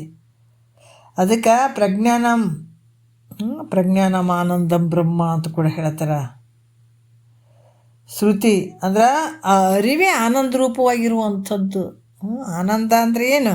ಅರಿವಿನ ಸ್ವರೂಪವೇ ಆನಂದ, ಅರಿವಿನ ಸ್ವರೂಪವೇ ಪರಮಾತ್ಮ, ಅರಿವಿನ ಸ್ವರೂಪವೇ ಎಲ್ಲ ಒಂದು ಕಾರಣ ಆಗಿರುವಂಥದ್ದು ನಿನ್ನ ಅರಿವಿನ ಸ್ವರೂಪ. ಯಾಕಂದರೆ ಆನಂದವೇ ಬ್ರಹ್ಮವಾಗಿರುವಂಥದ್ದು ಅಂತ ಕೂಡ ಹೇಳ್ತಾರೆ. ಅದರಿಂದಲೇ ಸರ್ವ ಪ್ರಾಣಿಗಳು ಉದಯ ಆಗ್ತಾವೆ. ಇದರಿಂದ ಇದೇ ಆನಂದದಿಂದ ಉದಯ ಆಗ್ತಾವೆ. ಮತ್ತು ಶ್ರುತಿಗಳು ಮತ್ತು ಈ ಆನಂದವೇ ಬ್ರಹ್ಮ ಅಂತ, ಆನಂದ ರೂಪನೇ ಆತ್ಮ ಅಂತ ಹೇಳ್ಯಾರ. ಯಾವಾಗ ನಿನ್ನ ಒಳಗಡೆ ಇರುವಂಥ ಆತ್ಮ ಐತೆಲ್ಲ ಅದೇ ಪರಬ್ರಹ್ಮ ಸ್ವರೂಪ, ಅದೇ ಆನಂದ ಆತ್ಮನಂತ ಹೇಳಿಸ್ಕೊಳ್ತದ. ಅದಕ್ಕೆ ಅಪರೋಕ್ಷವಾಗಿ ಅರಿಯುವ ಈ ಆತ್ಮನೇ ಆನಂದ ಸ್ವರೂಪನಾಗಿರುವಂಥವನು. ಯಾವ ಜ್ಞಾನಿಯು ನಿಶ್ಚಯ ಮಾಡಿರ್ತಾನೆ ಈ ವಿಚಾರಗಳನ್ನು ತಿಳ್ಕೊಂಡು ಈ ಭಾವವನ್ನು ಯಾವ ಜ್ಞಾನಿ ನಿಶ್ಚಯ ಮಾಡ್ತಾನೋ ನೋಡ್ರಿ. ಯಾಕಂದ್ರೆ ಅಪರೋಕ್ಷವಾಗಿ ಅರಿಯುವ ಈ ಆತ್ಮನೇ ಆನಂದ ಸ್ವರೂಪನಾಗಿರುವಂಥವನದಾನ. ಈ ರೀತಿ ಯಾವ ಜ್ಞಾನಿ ನಿಶ್ಚಯ ಮಾಡ್ತಾನೋ ಆತ ಜಾಣರಲ್ಲಿ ಜಾಣ. ಅದಕ್ಕೆ ಹೇಳ್ತಾರೆ ಮತ್ತು ಹೆಂಗಿರ್ತಾನಪ್ಪ ಅಂತಂದರೆ ಹೇಳ್ತಾರೆ, ಆತ್ಮರತಿ, ಆತ್ಮಕ್ರೀಡಾ, ಆತ್ಮಮಿಥುನ, ಆತ್ಮಾನಂದಶ್ಯತಿ ಅಂತ ಹೇಳ್ತಾರೆ. ಅದರ ಶ್ರುತಿ ಕೂಡ ಇಲ್ಲಿ ಯಾವ ಜ್ಞಾನಿ ಅನ್ಯದರಿಂದ ಆನಂದವಾಗಿ ಇರದೇ ಇರ್ತಾನೋ. ಯಾಕಂತಂದ್ರೆ ಶ್ರುತಿ ಕೂಡ ಯಾವ ಜ್ಞಾನಿಯು ಅನ್ಯದರಿಂದ ಆನಂದ ಉಳ್ಳವನಾಗದೆ, ಈಗ ಬೇರೆ ಬೇರೆ ವಿಷಯ ಆನಂದಗಳಿರ್ತಾವೆ, ಅದರ ಆನಂದ ಪಡದೆ ತನ್ನಲ್ಲೇ ತಾನು ಆನಂದ ಪಟ್ಕೊಳ್ಳುವಂಥದ್ದು, ತನ್ನೊಳಗೆ ತಾನು ಇದೆಲ್ಲ ಕ್ರಿಯೆಗಳನ್ನು ನಡೆಸಿಕೊಳ್ಳುವಂಥದ್ದು. ಈ ರೀತಿಯಾಗಿ ಆನಂದ ಉಳ್ಳವನ ಆಗಿರ್ತಾನೆ ಶ್ರುತಿಯಲ್ಲಿ ಜ್ಞಾನಿ. ಈ ರೀತಿ ಬೇರೆ ಅನ್ಯ ವಿಷಯಗಳಿಂದ ಆತಗೆ ಆನಂದ ಆಗುವಂಥದ್ದಲ್ಲ, ತನ್ನೊಳಗೆ ತಾನೇ ಆನಂದ ಪಡುವಂಥದ್ದು ವಿಷಯ. ಯಾಕಂದ್ರೆ ನಮ್ಗೆ ಆನಂದ ಆಗ್ಬೇಕಾಯ್ತಂದ್ರೆ ಅನ್ಯ ವಿಷಯಗಳಿಂದ ನಮ್ಗೆ ಆನಂದ ಆಗ್ತದೆ. ಯಾವುದೋ ಒಂದು ವಸ್ತು ತೊಗೊಂಡಾಗ ಆನಂದ ಆಗ್ತದೆ, ಏನೋ ತೊಗೊಂಡಾಗ ಆನಂದ ಆಗ್ತದೆ ಅಂತೀವಿ. ಆದ್ರೆ ಮಹಾತ್ಮರು ಹಂಗಲ್ಲ, ನಿನ್ನೊಳಗೆ ಅಂತ ದೊಡ್ಡ ಆನಂದ ಐತೆ ನಿನ್ನೊಳಗೆ, ಅದಕ್ಕೆ ತನ್ನಲ್ಲೇ ತಾನೇ ರತಿ ಕ್ರೀಡಾ ಮಿಥುನ ಆನಂದ ಉಳ್ಳಂಥದ್ದಾಗಿರ್ತದೆ ನಿನ್ನೊಳಗೆ. ಅಜ್ಞಾನಿಗಳು ಆನಂದ ಹೆಂಗದಪ್ಪ ತನಗಿಂತ ಭಿನ್ನ ಆಗಿದೆ ಅಂತ ತಿಳ್ಕೊತಾರೆ, ಹೊರಗೆ ಹುಡ್ಕ್ಲಕ್ಕೆ ಹೋಗ್ತಾರೆ. ಅಷ್ಟೇ ವ್ಯತ್ಯಾಸ ಇರೋದು. ನಾವೆಲ್ಲಿ ಹುಡುಕ್ತೀವಿ? ಸಾಮಾನುಗಳು ವಿಷಯಾದಿಗಳ ಮೇಲೆ ನಾವು ಆನಂದ ಹುಡುಕ್ತೀವಿ. ಆದ್ರೆ ಜ್ಞಾನಿಗಳು ಮಾತ್ರ ತಮ್ಮ ಸ್ವರೂಪ ಅಂತ ತಿಳ್ಕೊಂಡಿರ್ತಾರೆ. ಇರೋದಷ್ಟೇ ವ್ಯತ್ಯಾಸ. ಅವರು ಅಜ್ಞಾನಿಗಳು ಭಿನ್ನ ಐತೆ ಆನಂದ ತಿಳ್ಕೊಂಡಿರ್ತಾರೆ. ಅಜ್ಞಾನಿಗಳು ಪರಮಾತ್ಮ ಬೇರೆ ಅದನ್ನಂತ ತಿಳ್ಕೊಂಡಿರ್ತಾರೆ. ಅಜ್ಞಾನಿಗಳು ನಾನು ಬೇರೆ ನೀನು ಬೇರೆ ಅಂತ ತಿಳ್ಕೊಂಡಿರ್ತಾರೆ. ದೃಶ್ಯವಾದ ಪ್ರಪಂಚ ನನಗಿಂತ ಬೇರೆ ಅದಂತ ತಿಳ್ಕೊಂಡಿರ್ತಾರೆ. ಜಗತ್ತು ಸತ್ಯ ಅದಂತ ತಿಳ್ಕೊಂಡಿರ್ತಾರೆ. ನಾ ಸಾಯ್ತೀನಿ ಹುಡ್ತೀನಿ ಅನ್ನೋದು ಸತ್ಯ ಅಂತ ತಿಳ್ಕೊಂಡಿರ್ತಾರೆ ಯಾರು? ಅಜ್ಞಾನಿಗಳು. ಆದರೆ ಜ್ಞಾನಿಗಳು ಮಾತ್ರ ಏನಂತಾರ, ತೋರುವಂಥ ಈ ಜಗತ್ತೆಲ್ಲ ಮಿಥ್ಯೆ ಐತೆ, ನಾ ಸಾಯುವವನಲ್ಲ ಹುಟ್ಟುವವನಲ್ಲ, ಈ ಜಗತ್ತು ಕಾಣ್ತದಲ್ಲ ಇದೆಲ್ಲ ಮಿಥ್ಯೆ ಐತೆ, ತೋರ್ದಂಗೆ ಆಗ್ತದೆ, ಇದು ಮಿಥ್ಯೆ ಐತೆ ಅಂತ ಆತ ಒಬ್ಬತ್ತ ತಿಳ್ಕೊಂಡಿರ್ತಾನೆ ನೋಡ್ರಿ ಜ್ಞಾನಿ. ಯಾಕಂದರೆ ಆತ ಎಲ್ಲನೂ ಒಂದು ತನ್ನ ರೂಪವಾಗಿ ನೋಡ್ತಾನೆ. ಅನ್ಯ ಏನಾದರೂ ಐತೇನಂತಾರೆ, ಅನ್ಯ ಯಾವುದು ನೋಡಂಗಿಲ್ಲ, ತನ್ನ ಸ್ವರೂಪವಾಗಿ ನೋಡ್ತಾನಂತ. ಜ್ಞಾನಿಗಳು ಮಾತ್ರ ಎಲ್ಲ ಏನೇ ನೋಡಿದ್ರು ಕೂಡ ತನ್ನ ಸ್ವರೂಪವನ್ನೇ ನೋಡ್ತಾರೆ. ಅಂದ್ರೆ ಪ್ರಿಯ ಮೋದ ಪ್ರಮೋದ ವೃತ್ತಿಗಳಲ್ಲಿ ಯಾವ ಆನಂದ ತೋರ್ತದೋ ಅದು ತಮ್ಮ ಸ್ವರೂಪಾನಂದ ಅಂತ ಜ್ಞಾನಿಗಳು ಅನುಭವ ಮಾಡ್ತಾರೆ. ಪ್ರಿಯ ಮೋದ ಪ್ರಮೋದ, ಆ ವಸ್ತುವನ್ನು ನೋಡುವಂಥದ್ದು, ಅದನ್ನು ತಗೊಳ್ಳುವಂಥದ್ದು, ಅದನ್ನು ಅನುಭವಿಸುವಂಥದ್ದು. ಈ ರೀತಿ ಇಲ್ಲಿ ಯಾವ ಆನಂದ ತೋರ್ತದೋ ಅದು ತಮ್ಮ ಸ್ವರೂಪಾನಂದ ಐತಿ ಅಂತ ಅವ್ರು ತಿಳ್ಕೊತಾರೆ. ಯಾರು? ಜ್ಞಾನಿಗಳು. ಆದರೆ ತನ್ನ ನಿಜ ಮುಖ ಏನು ಹೇಳ್ತಾರೆ, ತನ್ನ ಈ ಬಿಂಬ ಮುಖ ಏನಿರ್ತದೆ ದರ್ಪಣದಲ್ಲಿ ಕನ್ನಡಿಯಲ್ಲಿ ಪ್ರತಿಬಿಂಬಿಸಿ, ಆ ಕನ್ನಡಿ ಒಳಗೆ ಪ್ರತಿಬಿಂಬಿಸಿರ್ತದಲ್ಲ ಅದು ಪ್ರತಿಬಿಂಬಿತ ಮುಖ. ಅದು ಈಗ ನಿಜ ಮುಖ ಹಿಂಗೆ ನಿಂತು ನಾವು ಕನ್ನಡಿ ಒಳಗೆ ನೋಡ್ತೀವಿ. ನೋಡ್ಕೊಂಡಾಗ ಅಲ್ಲಿ ಪ್ರತಿಬಿಂಬವಾದಂಥ ತೋರ್ದಂಗೆ ಆಗ್ತದೆ, ಪ್ರತಿಬಿಂಬವಾಗಿ ತೋರ್ದಂಗೆ ಆಗ್ತದೆ. ಆದರೆ ನಿರುಪಾಧಿಕವಾದಂಥ ನಿಜ ಸುಖ ಹೆಂಗದ, ಯಾವುದು ಉಪಾಧಿ ಇರದೇ ಇರುವಂಥ ನಿಜ ಸುಖವೇ ನಿನ್ನಲ್ಲಿರುವಂಥದ್ದು. ನೋಡ್ರಿ ಎಷ್ಟು ಚಂದ ಹೇಳ್ತಾರ. ಈಗ ನಿನ್ನ ನಿಜ ಮುಖ ಐತಲ್ಲ ಅದು ಕನ್ನಡಿ ಒಳಗೆ ಪ್ರತಿಬಿಂಬಿಸಿ ಅದು ಪ್ರತಿಬಿಂಬಾಗಿ ತೋರ್ತದೆ. ಕನ್ನಡಿ ಒಳಗೆ ಇನ್ನೊಂದು ನಮ್ಮ ಕನ್ನಡಿ ಒಳಗೆ ತೋರ್ತದೆ ನಮ್ಮ ಮುಖ. ಅದೇ ರೀತಿ ಕೂಡ ನಿನ್ನ ಒಳಗೆ ನಿಜ ನಿರುಪಾಧಿಕವಾದಂಥದ್ದು, ಯಾವ ಉಪಾಧಿ ಇರದೇ ಇರುವಂಥ ಆ ನಿಜ ಸುಖ ಐತೆ. ಅದು ಆ ನಿಜ ಸುಖವೇ ಈ ವೃತ್ತಿ ಉಪಾಧಿಗಳಲ್ಲಿ ಪ್ರತಿಬಿಂಬಿಸಿ ಅದು ನಿಜವಾದ ಆನಂದದ್ದು ಒಂದು ಐತೆ ನಿಮ್ಮೊಳಗೆ. ಅದು ಏನಾಗ್ತಪ್ಪ ಅಂದ್ರೆ ನಿರುಪಾಧಿಕವಾದ ನಿಜ ಸುಖವೇ ವೃತ್ತಿ ಉಪಾಧಿಗಳಲ್ಲಿ ಪ್ರತಿಬಿಂಬಿಸಿ ವೃತ್ತಿ ಉಪಾಧಿಗಳಲ್ಲಿ ಪ್ರತಿಬಿಂಬಿಸಿ ಅದೇನಾಗ್ತದೆ ಸೋಪಾಧಿಕ ಆನಂದ ಅಂತ ತೋರಕ್ಕೆ ಶುರುವಾಗ್ತದೆ. ಅರ್ಥ ಆಯ್ತಲ್ಲ? ಇದು ಎಲ್ಲದ್ರಾಗ ಬೆರ್ತಂಗೆ ಕಂಡು ಅದೇ ಶಕ್ತಿಯಿಂದನೇ ಎಲ್ಲ ವ್ಯವಹಾರ. ಇದಕ್ಕೆ ಸೋಪಾಧಿಕ ಆನಂದ ಅಂತ ತೋರ್ತದೆ. ಆದರೆ ಈ ಸೋಪಾಧಿಕ ಆನಂದವು ಅದನ್ನು ಈಗ ನೋಡ್ರಿ ಜಗತ್ತಿನ ಒಳಗೆ ಈ ಬಂಗಾರದು ಮತ್ತು ಏನು ಗಡಿಗೆದೆಲ್ಲ ದೃಷ್ಟಾಂತ ಕೊಡ್ತಾರೆ. ಆದ್ರೆ ನಿಜವಾಗಿ ವಿಚಾರ ಮಾಡಿದ್ರೆ ಜಗತ್ತಿನೊಳಗೆ ಇದು ಕಾಣಿಸ್ತಲ್ಲ, ಇದ್ರಾಗ ಪರಬ್ರಹ್ಮ ಸ್ವರೂಪ ಇಲ್ಲೇನು ಅಂದ್ರೆ ಅದು ಎಲ್ಲ ಕಡೆ ತುಂಬಿದಂಥದ್ದು ಅದು. ಅದಕ್ಕೆ ಸಾರಿ ಚೆಲ್ಲದ ಮುಕುತಿ ಗುರು ತೋರಿಸದಲ್ಲದೆ ಕಾಣಿಸದಣ. ಎಲ್ಲ ಅಣುರೇಣ ತೃಣಕಾಷ್ಟದಲ್ಲಿ ತುಂಬಿದ ಅರಿವು. ಅದಕ್ಕೆ ಇಲ್ಲಿ ಕೂಡ ಆ ಸೋಪಾಧಿಕ ಎಲ್ಲವನ್ನು ತಿಳಿತದ ಏನು ತಿಳಿಸಿಕೊಡ್ತಾವೆ ಎಲ್ಲ ಸೋಪಾಧಿಕ ಆನಂದ ಏನು ಐತಲ್ಲ, ಇದೇ ನಿನ್ನ ನಿಜ ಸ್ವರೂಪ. ಆಭರಣಗಳಾಗಿದ್ದಾವ, ಬಂಗಾರ ಅಲ್ಲ ಅಂತೀವೇನು? ಬಂಗಾರ ರೂಪನೇ ಅದದ, ನೋಡೋಕೆ ಮಾತ್ರ ನಾಮರೂಪ ಬೇರೆ ಅದಾವೆ. ಇಲ್ಲಿ ಕೂಡ ಅದನ್ನೇ ಹೇಳುವಂಥದ್ದು. ಈ ಸೋಪಾಧಿಕ ಅಂತ ಅನಿಸ್ಕೊತ ಎಲ್ಲದರಲ್ಲಿ ಬೆರ್ತದೇನಂತ ಅನಿಸ್ತದೆ, ಆದರೆ ಯಾವುದರಲ್ಲಿ ಬೆರೆದೇ ಇರುವಂಥದ್ದು ಅದು ಸೋಪಾಧಿಕ ಆನಂದ ಅನಿಸಿಕೊಡ್ತದೆ. ಅದೇ ನಿನ್ನ ನಿಜ ಸ್ವರೂಪ. ಹಿಂಗೆ ಯಾವ ಜ್ಞಾನಿ ತನ್ನನ್ನು ನಿರುಪಾಧಿಕ ಆನಂದ ಸ್ವರೂಪ ಅಂತ ತಿಳಿತಾನೋ, ಸೋಪಾಧಿಕ ಆನಂದವನ್ನು ಅನುಭವಿಸ್ತಾನೋ ಅವನು ಜ್ಞಾನಿಗಳಲ್ಲಿ ಶ್ರೇಷ್ಠನಾಗಿರುವಂಥ ನೋಡ್ರಿ. ಅರ್ಥ ಆಯ್ತಲ್ಲ? ಯಾಕಂತಂದ್ರೆ ತನ್ನನ್ನು ನಿರುಪಾಧಿಕ ಆನಂದ ಸ್ವರೂಪವೆಂತ ತಿಳ್ಕೊತಾನ, ಸೋಪಾಧಿಕ ಆನಂದವನ್ನು ಅನುಭವಿಸ್ತಾನ, ಮತ್ತು ನೋಡ್ರಿ ಅವ ಜ್ಞಾನಿಗಳಲ್ಲಿ ಶ್ರೇಷ್ಠನಾಗಿರ್ತಾನಂತ ಹೇಳ್ತಾರತ್ತ. ಈ ರೀತಿ ತಿಳ್ಕೊಂಡತ. ಅದಕ್ಕೆ ಅರಿವು ಸ್ವಯಂ ಜ್ಯೋತಿಯಾಗಿರುವಂಥದ್ದು ಮೂರನೇದು. ಅದೇ ಒಂದು ನುಡಿಯಲ್ಲೇ ಇದು ಮೂರನೇ ಲೈನ್ ಬರ್ತದೆ. ಅರಿವು ಹೆಂಗೈತೆ ಅಂದ್ರೆ ಸ್ವಯಂ ಜ್ಯೋತಿಯಾಗಿರುವಂಥದ್ದು. ಅದನ್ನು ಯಾರು ತಿಳಿಸ್ತಾರ? ಯಾರನ್ನ ಬಂಧು ಬಳಗ ತಿಳಿಸ್ತಾರ? ಬಂಧುಗಳಾದವರು ಬಂದುಂಡು ಹೋಗೋರು ಬಂಧನ ಕಳೆಯಲರಿಯರು. ಗುರುವಿಗಿಂತ ಬಂಧುಗಳುಂಟೆ ಸರ್ವಜ್ಞ ಅಂತಾರೆ.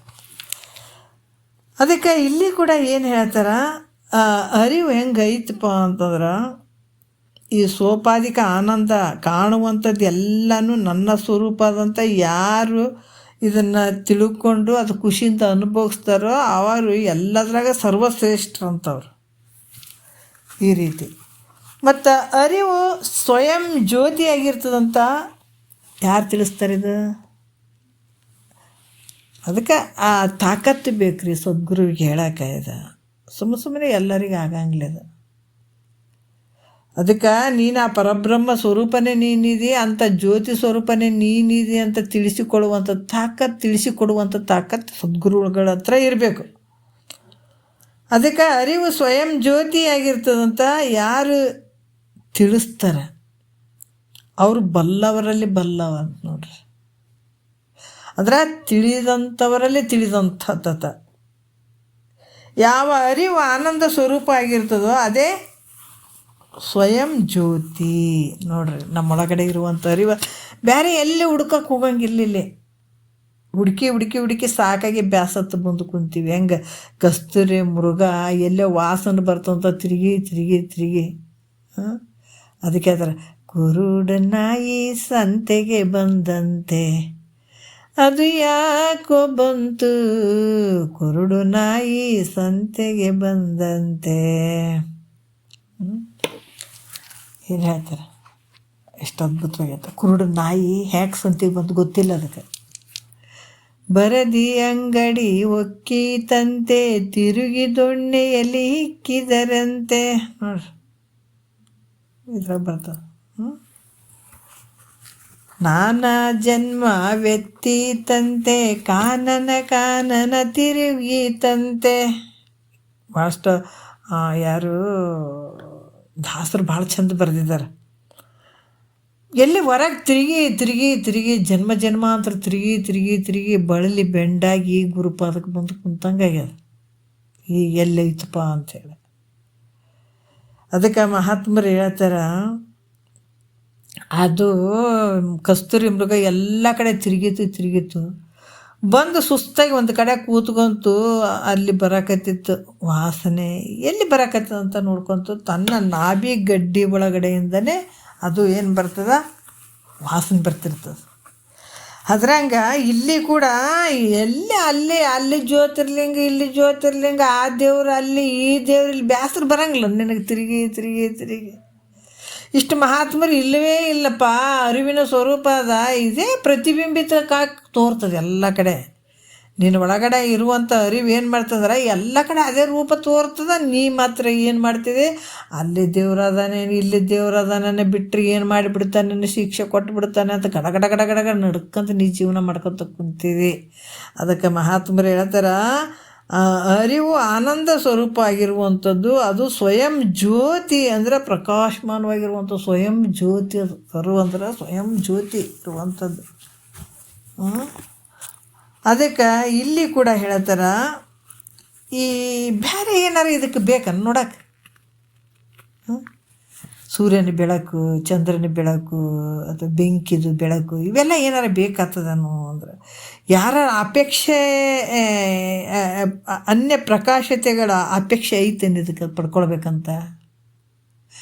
ಎಲ್ಲನೂ ಇದರ ಆಧಾರದಾಗೆ ಅದಂದ್ರೆ ಇದು ಯಾವುದನ್ನು ಬಯಸ್ತದ್ರಿ? ಯಾವುದಿಲ್ಲ ನೋಡ್ರಿ, ಅಳಿಯದೇ ಪ್ರಕಾಶಮಾನವಾಗಿರುವಂಥದ್ದು ಯಾವುದೋ ಅದು ಸ್ವಯಂ ಜ್ಯೋತಿ. ಅದ್ರಾಗ ಏನೇನು ತಾನೇ ಉದ್ಭವ ಆಗಿರುವಂಥದ್ದು. ಅದು ಮೊದಲು ಇತ್ತು, ಆಮೇಲೆ ಅದು ಜ್ಯೋತಿ ಬಂತರಂತ ಅಲ್ಲದು, ಮತ್ತು ಸ್ವಲ್ಪ ದಿವಸ ನಂತರ ಹೋಗ್ತದೇನ್ರಿ ಅಂತಂದ್ರೆ ಹಂಗಲ್ಲದು. ಅದು ಯಾವಾಗಲೂ ಇರುವಂಥದ್ದು ಅದು. ಅದಕ್ಕೆ ಉತ್ಪತ್ತಿನೂ ಇಲ್ಲ, ನಾಶನೂ ಇಲ್ಲ, ಆ ಥರ ಸ್ವಯಂ ಜ್ಯೋತಿ ಅದದು. ಅದಕ್ಕೆ ಇಲ್ಲಿ ಕೂಡ ಹೇಳ್ತಾರ, ನ ತತ್ರ ಸೂರ್ಯೋಭಾತಿ ಅಂದ್ರೆ ಆ ಸೂರ್ಯ ಪ್ರಕಾಶ ರೂಪವನ್ನು ಅಂದರೆ ಸ್ವಯಂ ಪ್ರಕಾಶ ರೂಪವನ್ನು ಸೂರ್ಯ ಚಂದ್ರ ಇವೆಲ್ಲ ಏನದಾವ, ಸೂರ್ಯ ಚಂದ್ರ ಈ ನಕ್ಷತ್ರಾದಿಗಳು ಅಗ್ನಿ ಇವೇನಾರ ಪ್ರಕಾಶ ಮಾಡ್ತವೇನೋ ಅಂದ್ರೆ ಪ್ರಕಾಶ ಮಾಡಂಗಿಲ್ಲವು. ಯಾವುದಕ್ಕೆ? ಸ್ವಯಂ ಜ್ಯೋತಿಗೆ, ನಿನ್ನ ಸ್ವರೂಪಕ್ಕೆ. ಇದಕ್ಕೇನಾರ ಅದ್ರ ಬೆಳಕು ಬೇಕಾಗ್ತದನಂತಂದ್ರೆ ಎಂಥ ಮೂರ್ಖನಪ್ಪ ಅಂತಾರೆ ಅವರು. ನಿಂತ ದೊಡ್ಡ ಬೆಳಕದ, ಅದ್ರ ಸಾಯನ್ನ ಸೂರ್ಯಚಂದ್ರರು ಕೂಡ ಈ ಬೆಳಕಿನ ಪ್ರಕಾಶತೆನೇ ಪಡ್ಕೊಂಡವು. ಅರ್ಥ ಆಯ್ತಾ? ನಿನ್ನ ಪ್ರಕಾಶತೆಯಿಂದನೇ ಅವು ಸೂರ್ಯಚಂದ್ರರ ಪ್ರಕಾಶತೆಯನ್ನು ಪಡ್ಕೊಂಡಿದ್ದಾರೆ. ಇಲ್ಲಾಂದ್ರೆ ಅವಕ್ಕೆಲ್ಲಿ ಸ್ವತಂತ್ರ ಶಕ್ತಿ ಐತೆ ಹೇಳ್ರಿ? ಅವಕ್ಕೆ ನೀನೇ ಅದನ್ನ ಬೆಳಗಾವ ನೀನೇ. ಅರ್ಥ ಆಯ್ತಲ್ಲ? ಸೂರ್ಯಚಂದ್ರ ಎಷ್ಟು ಶಕ್ತಿ ಇರ್ಬೋದು ನಿನ್ನ ಹತ್ರ. ಅದಕ್ಕೆ ಈ ರೀತಿ ಈ ಸೂರ್ಯ ಚಂದ್ರ ಈ ನಕ್ಷತ್ರಗಳು ಇವ್ಯಾವು ನಿನ್ನ ಸ್ವಯಂ ಜ್ಯೋತಿಗೆ ಪ್ರಕಾಶತೆಯನ್ನು ಮಾಡದೇ ಇರುವಂಥವದವ. ಆ ಸ್ವಯಂ ಜ್ಯೋತಿಯಿಂದಲೇ ಈ ಸೂರ್ಯ ಚಂದ್ರ ಅವರಿಗೆಲ್ಲ ಶಕ್ತಿ ಬಂದಿರುವಂಥದ್ದು. ಅವರು ಆ ರೀತಿ ಬೆಳಗ್ತಾ ಇದ್ದಾರಂತಂದರೆ ಯಾರಿಂದ ಬಂತಂದ್ರೆ ನಿನ್ನ ಸ್ವಯಂ ಜ್ಯೋತಿಯಿಂದಲೇ ಈ ಸೂರ್ಯಾದಿಗಳ ಒಂದು ಪ್ರಕಾಶಮಾನವಾಗಿ ಒಳಿತಾವು. ಸೂರ್ಯ ಚಂದ್ರ ಅವಕ್ಕೆ ಸ್ವತಂತ್ರತೆ ಇಲ್ಲ ಅವಕ್ಕೆ. ಅದರಿಂದ ಸ್ವಯಂ ಜ್ಯೋತಿ ಅಂತ ಹೆಸರು ಬಂದದು. ಯಾರಿಗೆ? ಇದು ಬೇರೆದವ್ರಿಗೇನಲ್ಲ. ಇದ್ರಾಗ ನಾವು ಬಡವ್ರು ಅದೀವ್ರಿ, ನಾವು ಶ್ರೀಮಂತರು ಅದೀವ್ರಿ, ಅವ್ರ ಕಂಗದರಿ ಕಿಂಗದ ಏನಿಲ್ಲ ನೋಡ್ರಿ. ಪ್ರತಿಯೊಬ್ಬರು ಇದು ಅಂಗಿ ಶರೀರ ಅನ್ನುವಂಥದ್ದು ಅಂಗಿ ತೊಟ್ಕೊಂಡ್ಬಂದೀವಿಲ್ಲ, ಹೌದಿಲ್ಲ? ಈಗ ಡಾಕ್ಟ್ರ್ ಬಿಳಿ ಕೋಟ್ ತರಿಸ್ತಾರೆ, ಹೌದಾ? ಪೊಲೀಸರು ಕಾಕಿದು ಮಾಡ್ತಾರೆ, ಉಟ್ಕೋತಾರೆ. ರಾಜಕೀಯದವ್ರು ಖಾದಿದು ಉಟ್ಕೋತಾರೆ. ಹಲವಾರು ಅಂಗಿಗಳು ಹಾಕ್ಕೋತಾರೆ ನೋಡ್ರಿ. ಮತ್ತು ಈ ಕಾವಿ ಬಟ್ಟೆ ಹಾಕ್ಕೊತಾರೆ, ಯಾರು ಶರಣರು ಹಾಕ್ಕೋತಾರೆ. ಅದು ಒಂದು ಸಂಕೇತಗಳು ಅವೆಲ್ಲ. ಆದ್ರೆ ಇವೆಲ್ಲ ಹಾಕ್ಕೊತಾರಲ್ಲ, ಎಲ್ಲ ಈ ವೇಷಗಳು ಇವೆಲ್ಲ ಹಾಕ್ಕೊಳ್ತಾರೆ. ಆದ್ರೆ ಆಯಾ ಕೆಲಸಗಳು ಮಾಡೋರಂತ ಗೊತ್ತಾಗ್ತದೆ ಅವರಿಗೆ. ಡಾಕ್ಟ್ರ್ ಕೋಟ್ ಹಾಕ್ಕೊಂಡ್ರೆ, ಬಿಳಿದು ಕೋಟ್ ಹಾಕ್ಕೊಂಡಂದ್ರೆ ಅದು ಬಿಳಿದು ಹಾಕ್ಕೊಂಡಿದ್ನಂತಂದ್ರೆ ಆತ ಡಾಕ್ಟ್ರ್ ಅದನಪ್ಪ ಅಂತೀವಿ. ಕಾಕಿ ಹಾಕ್ಕೊಂಡಿದ್ನಂದ್ರೆ ಆತ ಪೊಲೀಸ್ ಅದಾನ ಅಂತೀವಿ. ನಾನಾ ರೀತಿಯಿಂದ ಗೊತ್ತಿಡಿತೀವಿ. ಆದರೆ ಇಂಥ ಶರೀರ ಅನ್ನುವಂಥ ಅಂಗಿ ಹಾಕ್ಕೊಂಡ್ರೆ ನೀ ಭೂಮಿಗೆ ಬಂದಿದೆಯಲ್ಲ, ಮತ್ತು ನೀ ಏನು ಕೆಲಸ ಮಾಡಬೇಕು? ಅದಕ್ಕೆ ಇದ್ರ ಒಳಗಡೆ ಇರುವಂಥ ಸ್ವಯಂ ಜ್ಯೋತಿಯನ್ನು ನೀನು ಅರ್ಥಕೊಳ್ಬೇಕಾಗ್ಯದ, ತಿಳ್ಕೊಳ್ಬೇಕಾಗ್ಯದ. ಅದಕ್ಕೆ ಇಲ್ಲಿ ಕೂಡ ಏನು ಹೇಳ್ತಾರ, ಈ ಮಾನವ ಶರೀರದಿಂದನೇ ಇದನ್ನು ನೋಡೋಕ್ಕೆ ಸಾಧ್ಯ ಅದ. ಮತ್ತೆ ನಾವು ಅರ್ಥ ಮಾಡ್ಕೋಬೇಕು, ಇದನ್ನು ತಿಳ್ಕೊಬೇಕಾದ್ರೆ ಮಾನವ ಶರೀರನೇ ಬೇಕಿದಕ್ಕೆ, ಮತ್ತು ಅನ್ಯ ಶರೀರಗಳಿಂದ ಆಗಂಗಿಲ್ಲ. ಈ ಅರಿವು ಈ ಶರೀರದಲ್ಲಿಯೂ ಇದ್ದು ನೇತ್ರಾದಿ ಇಂದ್ರಿಯಗಳ ಮೂಲಕ ಈ ಅರಿವು ಈ ಶರೀರದಲ್ಲೇ ಐತೆ. ಇದ್ದುಕೊಂಡ್ರೂ ಕೂಡ ಇದು ಹೆಂಗೆ ಮಾಡ್ತದಪ್ಪ ಅಂತಂದ್ರೆ, ಈ ನೇತ್ರಾದಿ ಅಂದ್ರೆ ಈ ಸ್ತೋತ್ರ, ತೊಕ್ಕು, ಜುವ್ವ, ಗ್ರಹಣ, ನೇತ್ರ ಇವು ಇಂದ್ರಿಯಗಳ ಮೂಲಕ ಹೋಗ್ತದೆ. ಆ ಒಳಗಡೆ ಇರುವಂಥ ಅರಿವು ಏನು ಮಾಡ್ತಂದ್ರೆ ಈ ಕಣ್ಣಿನ ಮೂಲಕ, ಕಿವಿ ಮೂಲಕ, ಬಾಯಿ ಮೂಲಕ, ಈ ಚರ್ಮದ ಮೂಲಕ, ಈ ರೀತಿಯಾಗಿ ಹೊರಗಡೆ ಇಂದ್ರಿಯಗಳ ಮೂಲಕ ಹೊರಗೆ ಬಂದು ಸಕಲ ದೃಶ್ಯ ವಿಷಯಗಳನ್ನು ಅದೇನು ಮಾಡ್ತದೆ, ಪ್ರಕಾಶ ಮಾಡ್ತದೆ. ಯಾವುದು ನಿನ್ನಲ್ಲಿರುವಂಥ ಏನು ಅರಿವು ಇಂದ್ರಿಯಗಳ ಮೂಲಕ ಹೊರಗೆ ಬರ್ತದೆ.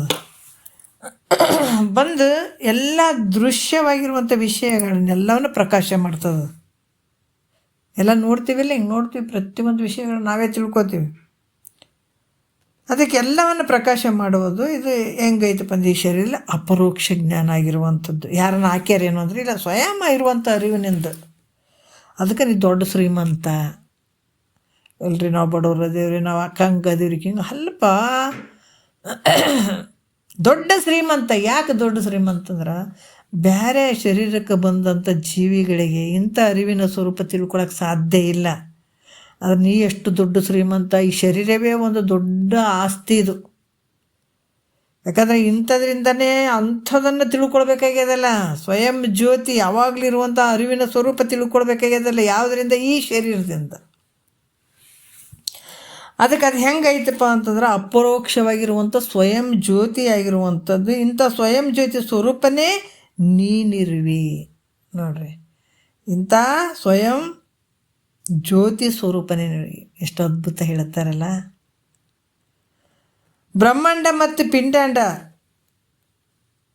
ಮತ್ತು ಬ್ರಹ್ಮಾಂಡದಾಗ ಬೇರೆ ಅದನ್ನ, ಪಿಂಡಾಂಡದಾಗ ಇಲ್ಲ. ಬ್ರಹ್ಮಾಂಡದ ಒಳಗೆ ಇದ್ದವನೇ ಪಿಂಡಾಂಡದಾಗ ಅದನ್ನ, ಪಿಂಡಾಂಡದ ಒಳಗಡೆ ಇದ್ದವನೇ ಬ್ರಹ್ಮಾಂಡ ನೋಡಕತ್ತೇನ.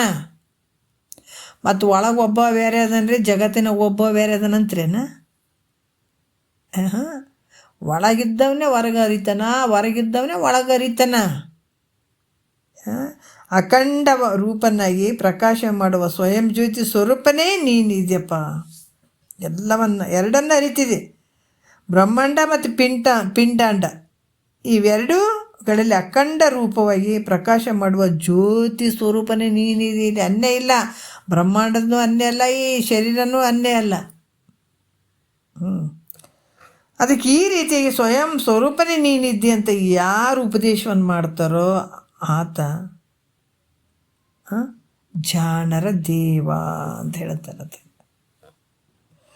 ಈ ರೀತಿ ಸ್ವಯಂ ಜ್ಯೋತಿ ಲಕ್ಷಣ ಅದ. ಯಾಕಂದ್ರೆ ಅದೃಶ್ಯವಾದದ್ದು ಸ್ವಯಂ ಪ್ರಕಾಶ ಅಂತ ಹೇಳಿದ್ರೆ ಇಲ್ಲಿ ಅದು ಸರಿಯಾಗಂಗಿಲ್ಲ. ಅತಿವ್ಯಾಪ್ತಿ ದೋಷ ಬರ್ತದೆ.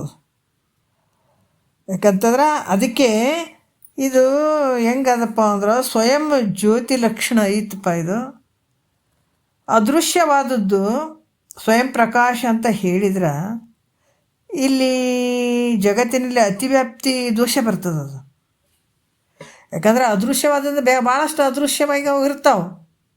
ಮತ್ತು ಅವಕ್ಕೂ ನಾವು ಪರಬ್ರಹ್ಮ ಸ್ವರೂಪ ಅನ್ಬೇಕು, ಸ್ವಯಂ ಜ್ಯೋತಿ ಅನ್ಬೇಕಾಗ್ತದೆ. ಹಂಗೆ ಬರೋಂಗಿಲ್ಲ. ಅದಕ್ಕೆ ಅವ್ರು ಏನು ಹೇಳಿದ್ರಲ್ಲಿ, ಅದು ಅಲ್ಲಿ ಏನು ಬರ್ತದಪ್ಪ ಅಂತಂದ್ರೆ, ಈ ಸ್ವಯಂ ಜ್ಯೋತಿ ಲಕ್ಷಣ ಇರುವುದರಿಂದ ಇಲ್ಲಿ ಆ ಸತ್ತಿನಲ್ಲಿ ಅತಿವ್ಯಾಪ್ತಿ ದೋಷ ಬರ್ತದೆ. ಅದೃಶ್ಯವಾದದ್ದು ಸ್ವಯಂ ಪ್ರಕಾಶ ಐತೆ ಅಂತ ಹೇಳಿದರೆ ಅತಿವ್ಯಾಪ್ತಿ ದೋಷ ಬರ್ತದೆ. ಹಂಗೆ ಹೇಳಕ್ಕೆ ಬರೋಂಗಿಲ್ಲ. ಯಾಕಂದ್ರೆ ಭಾಳಷ್ಟು ಅದೃಶ್ಯವಾಗಿರುವಂಥ ವಸ್ತುಗಳಿರ್ತಾವೆ, ಎಲ್ಲ ಸ್ವಯಂ ಜ್ಯೋತಿ ಆಗೋಕ್ಕೆ ಸಾಧ್ಯ ಇಲ್ಲ. ಅದಕ್ಕೆ ಅಲ್ಲಿ ಏನು ಇಟ್ಟರವರು ಅದನ್ನು ಕಳೆಯೋದಕ್ಕಾಗಿ, ಅತಿವ್ಯಾಪ್ತಿ ದೋಷ ಬರಬಾರ್ದು ಅನ್ನೋದಕ್ಕಾಗಿ ಏನು ಮಾಡಿದರು ಅಂದ್ರೆ ಅಪರೋಕ್ಷ ಪದವನ್ನು ಯೂಸ್ ಮಾಡಿದ್ರು, ಅಲ್ಲಿ ಬಳಸಿದ್ರು. ಅಪರೋಕ್ಷ ಪದವನ್ನು ಅಲ್ಲಿ ಹೇಳಿದರು. ಯಾಕಂದರೆ ಅಸತ್ಗಳಾದಂಥ ಭಾಳಷ್ಟು ಅದಾವೆ, ಅದೃಶ್ಯವಾಗಿರುವಂಥ ಭಾಳಷ್ಟು ಅದಾವೆ. ಅದಕ್ಕಾಗಿ ಹಂಗೆ ಹೇಳಕ್ಕೆ ಬರೋಂಗಿಲ್ಲ. ಮತ್ತು ಅವುಗಳಲ್ಲಿ ಅಪರೋಕ್ಷತ್ವ ಇರೋಂಗಿಲ್ಲ. ಅದರಿಂದ ಅಸತ್ತು ಅದೃಶ್ಯವಾದರೂ ಅಪರೋಕ್ಷವಿಲ್ಲದರಿಂದ ಅದು ಸ್ವಯಂ ಪ್ರಕಾಶ ಆಗಂಗಿಲ್ಲ. ಅದು ಇನ್ನು ಅಪರೋಕ್ಷವಾದದ್ದನ್ನೇ ಸ್ವಪ್ರಕಾಶ ಅಂತ ಹೇಳಿದ್ರೆ,